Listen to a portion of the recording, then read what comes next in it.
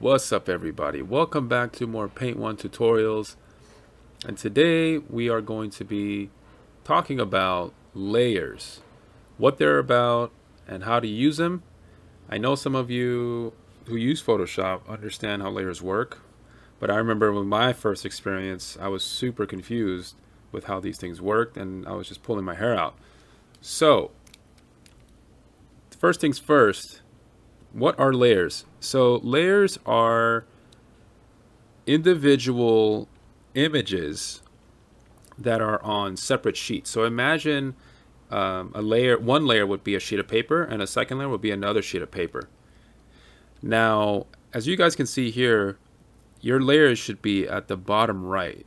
You have layer 1, layer 2, layer 3. I created these. So in the beginning, when you first open up Photoshop, everything's blank. All you have is this. Hold on. This is same, right? All you have is this white canvas. And when you first start off, you're going to be probably doing something, drawing whatever it is that you want here on the background layer. Now, if you want a little bit more control with your image, this is where layers come in. It's very, very useful. It's almost like a cheat sheet. This makes all your painting process, your work process, super easy and organized. So what we'll do here is we're going to go ahead and create a second, the first layer. So if you guys look at the bottom right, what you'll see is, excuse me one second, to create a layer, just click on this little image at the bottom right. It says create new layer, and now you've established a new layer.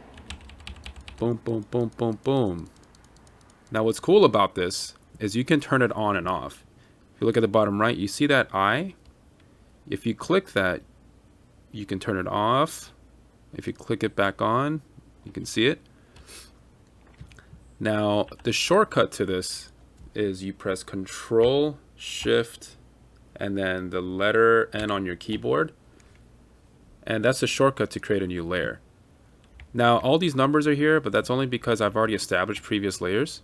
Whatever it is that I'm making, when I'm creating an environment, I usually establish a midground, foreground, and background, and it's to keep things better organized. So I'll show you guys an example here. So right here I've already established layer 1, right? I have my little walking stick man here, the generic concept art trope. And then in the midground, I'll establish the midground. I have the background. Now this helps me, I can jump between these layers, turn whatever it is I need on and off, so I can just focus on that and not worry so much about the other ones. Now what's great about this is anytime I'm creating something, like let's say in the foreground here in layer 1, I'm establishing whatever and I go, oh, I don't really like this, I want to erase that. I don't have to worry about erasing whatever I have in the second or third layer because I have everything in the first one, right? You see, if I start erasing, that's gone. And then I can go ahead and create something else over it without worrying about the other layer. Same thing with the midground. I'm creating these shapes. Let's say here, I'm going like, shoom, some weird thing. And I go, oh, that looks a little weird. I don't have to worry about, if I'm going to erase it, I don't have to worry about it erasing the other layers. Now, what's important about this is you want to make sure that each of your layers are somewhat 100% opacity. So what that means is you want to make sure that it's 100% filled with paint.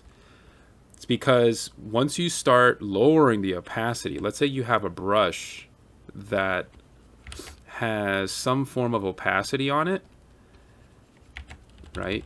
Let's say this has some kind of opacity. As you guys can see, the background starts to show through. But if I was to do it 100%, the background doesn't show through. It's like I'm establishing a 100% layer of paint. And so if I go here and if I lower this opacity, right, you can see it, how it starts to kind of ghost within the images. If that's what you want, that's cool. But I usually like to just have it 100%.